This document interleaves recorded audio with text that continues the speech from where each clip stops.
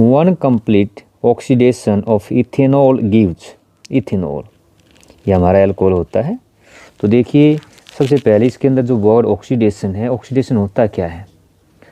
Oxidation का मतलब होता है, हिंदी में इसको ऑक्सीकरण कहते हैं, addition of oxygen to a compound, यानी किसी कार्बन कंपाउंड में ऑक्सीजन को ऐड करना। जैसे देखिए यहाँ पे ऑक्सीजन को ऐड करना, उसको हम ऑक्सीडेशन कहलाते हैं।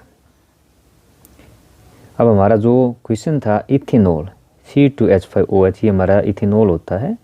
इसका जब हम ऑक्सीजन इसके अंदर ऐड करते हैं तो दो तरीके हम यूज़ करते हैं। एक तो एल्केलिन KMnO4, इसको शॉर्ट में आप L.KMnO4 लिख सकते हैं। तो जब इसका ऑक्सीडेशन करते हैं इथेनॉल का तो हमें क्या मिलता है? इथेनोइक एसिड मिलता है, जिसका दूसरा नाम क्या है? एसिटिक एसिड कहते हैं, और वाटर मिलता है।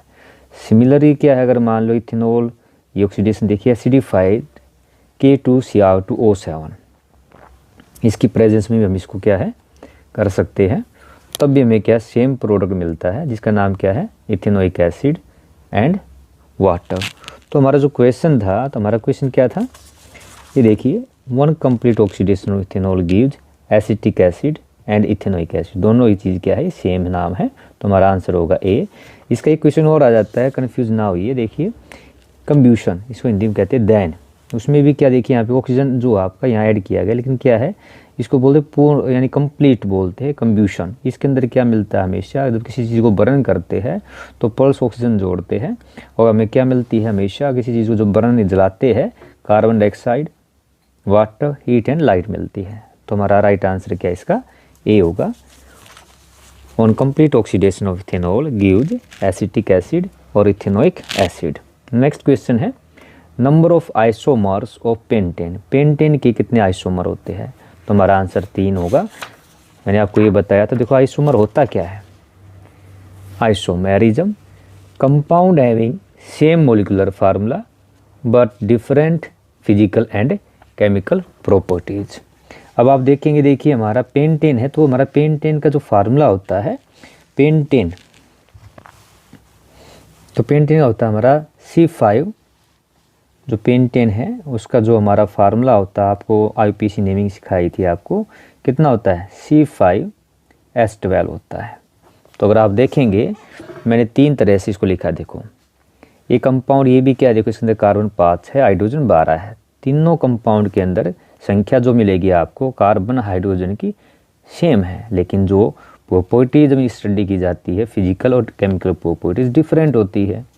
तो पहली जो फॉर्म होती है पेंटेन, इसको हम नियोपेंटेन कहते हैं। ये पहली आइसोमेटिक में आइसोमर है पेंटेन का। सेकंड स्ट्रक्चर का देखिए 1 2 3 4, यहाँ पे क्या हो गया? इस यहाँ पे ब्रांच पे मिथाइल ग्रुप लग गया है, इसको हम आइसोपेंटेन कहते हैं। IUPAC नेमिंग में भी 1 2 मिथाइल, कार्बन संख्या 4 है, ब्यूटेन। तीसरी जो फॉर्म है इसको हम नियोपेंटेन कहते हैं, लेकिन यह तरीका है, संख्या सेम है C5H12।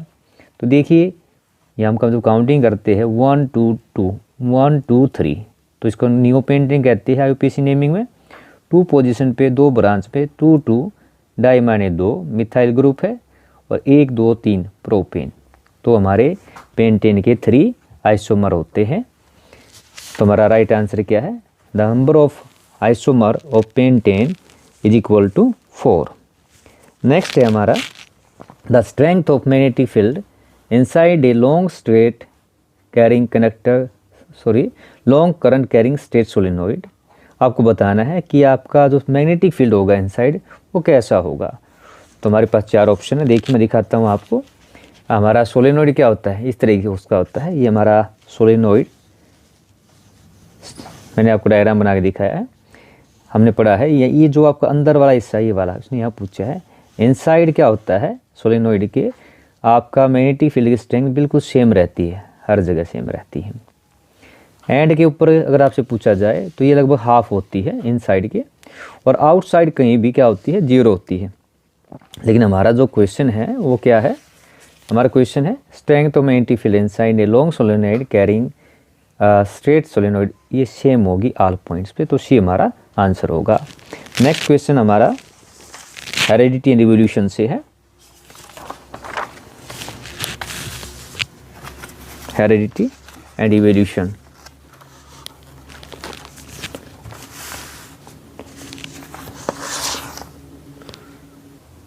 फोर्थ क्वेश्चन है, if a round green seeded plants pea plants is crossed with wrinkled yellow seeded pea plants, seed producing F1 generation क्या होगी। तो देखिए दिया क्या हमें, ये दिया गया, देखिए जो पेरेंट है राउंड ग्रीन, जिसके आपके ये आपका रिंकल येलो, जब दोनों को क्रॉसिंग कराते हैं तो इससे जो गैमेट आता है आपका R small y small r capital Y। तो जो क्रॉसिंग होती है तो F1 जनरेशन में क्या मिला, दोनों जब हमारी ये आए R Y Y, तो दोनों ही केस में क्या है, जो आपका बड़े वाला R है और बड़े वाला Y है डोमिनेट होता है। तो F1 जनरेशन में क्या मिलता है, जो डोमिनेट होता है।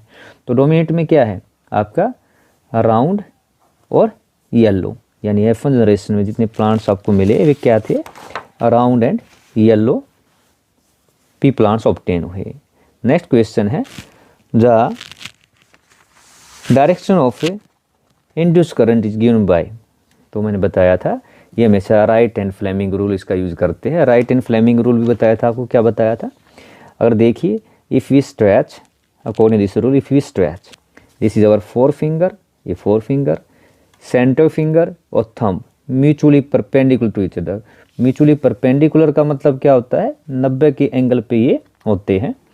तो जो हमारी पहली फोर फिंगर है, four finger points in direction of magnetic field, यानी ये हमारा क्या देगा, ये देखिए इधर बी होता है मैग्नेटिक फील्ड। ये जो थंब होता है ये मोशन के लिए, फोर्स के लिए यूज होता है। The thumb point in the direction of motion of force, यानी F। जो थर्ड सेंटर फिंगर हमारी लास्ट बची है, ये हमारा फ्लेमिंग राइट हैंड रूल में क्या करती है, point toward direction of induce current, point toward direction of induce current, यानी कि if you stretch four finger, center finger and thumb mutually perpendicular to each other, forefinger gives direction of B, thumb gives direction of motion and force, and center finger point toward direction of induced current। तो ये हमारा क्या था, Fleming का right hand rule जो है हम use करते हैं इंड्यूस करंट के लिए। अगर ये लिखना है तो शॉर्ट में बड़ा आसान सा डायग्राम बना सकते हैं। इधर F क्या मोशन फोर्स को दिखाता है, ये वाला जो आपका B फील्ड को दिखाता है, और जो नीचे वाली सेंटर फिंगर है इंड्यूस्ड करंट को दिखाती है। नाउ द सिक्स्थ क्वेश्चन है आपका, what is the industrial application of hydrogenation. Hydrogenation होती क्या है, हाइड्रोजनेशन इसको हिंदी में हाइड्रोजनीकरण भी कहते हैं। The process of addition of hydrogen, देखो बड़ा आसान सा, जैसे ऑक्सीडेशन था, यहाँ पे क्या हाइड्रोजन है। तो process of adding hydrogen to an unsaturated hydrocarbon in presence of nickel catalyst to convert into saturated hydrocarbon. यानी क्या होता है, जो आपके जैसे कि आपको ने एग्जांपल दिया है, यहाँ पे अनसैचुरेटेड कौन से होते हैं, अनसैचुरेटेड कंपाउंड होते हैं आपके डबल बॉन्ड वाले, ट्रिपल बॉन्ड वाले, यानी इन वाले आइन वाले, जैसे नेमिंग सिखाई थी आपको। जब उसके अंदर हाइड्रोजन ऐड करते हैं, यानी अनसैचुरेटेड कंपाउंड में हाइड्रोजन ऐड करते हैं, nickel as a catalyst use करते हैं और 443 केल्विन पे उसको हीट करते हैं, तो हमें सैचुरेटेड हाइड्रोकार्बन यानी कि सिंगल बॉन्ड वाला एन मिलता है। यानी हमारा जब अनसैचुरेटेड को सैचुरेट बनाना है, जैसे एग्जांपल ये इथीन है, एक दो नेमिंग थी, इथीन डबल बॉन्ड था, हाइड्रोजन ऐड किया, ये कैटलिस्ट या आपका 443 केल्विन पे हीट किया, क्या मिला हमें, इथीन। इसी तरह अगर आप मान लो इथाइन है, इसके अंदर बॉन्ड कैसा है, ट्रिपल बॉन्ड है। डबल और ट्रिपल बॉन्ड वाले होते हैं अनसैचुरेटेड हाइड्रोकार्बन।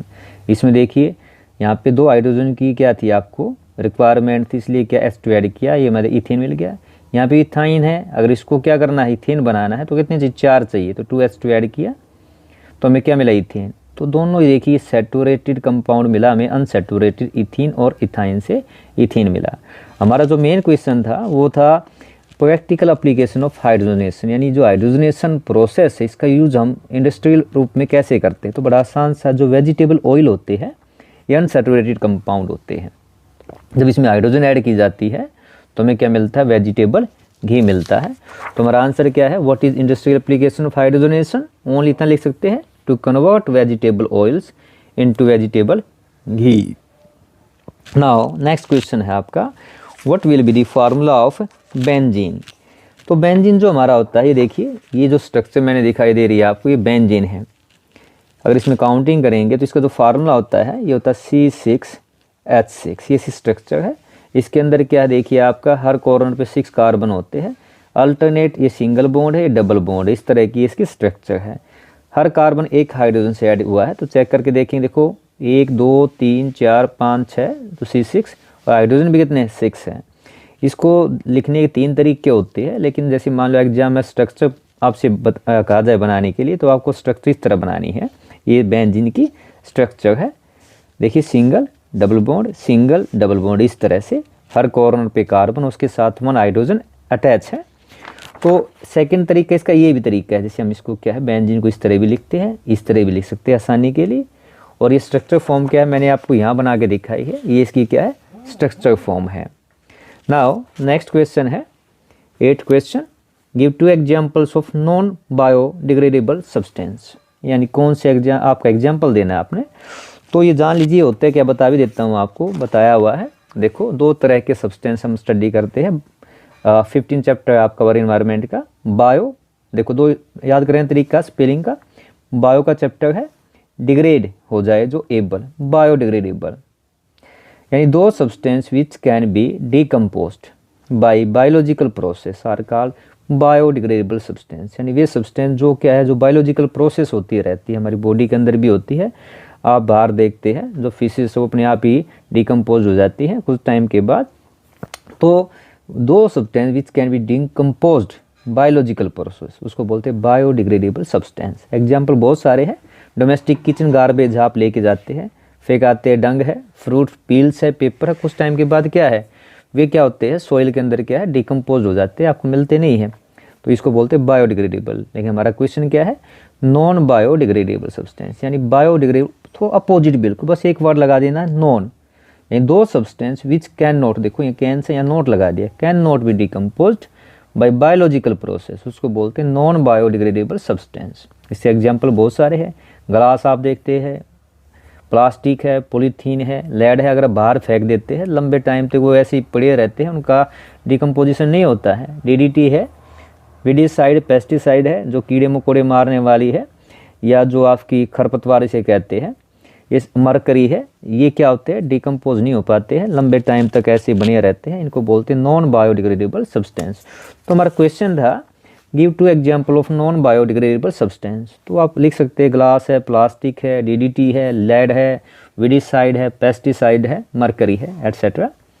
नेक्स्ट क्वेश्चन है हमारा आपका हेरिडिटी इवोल्यूशन से है, जो कैबेज क्या है artificial selection of a wild cabbage for arrested flower development, क्या थी हमारी ब्रोकोली थी जो हम खाते हैं, and sterile flower has generated, वो क्या थी कॉलीफ्लावर वेरिएंट में मिला था। तो हमारा आंसर क्या होगा, फर्स्ट में आएगा ब्रोकोली और सेकंड में आएगा कॉलीफ्लावर वेरिएंट।